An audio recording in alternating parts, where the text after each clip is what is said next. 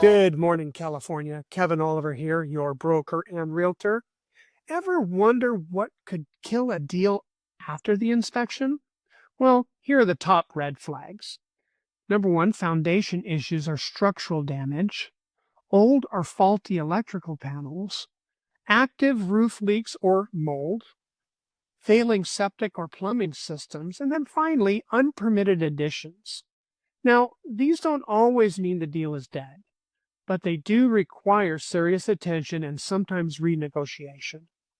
I walk my buyers through every inspection report and bring in specialists when needed. No surprises, no regrets. Inspections reveal the truth, and I'm here to help you read between the lines. And that's your Good Morning California moment on inspections. Have a great morning.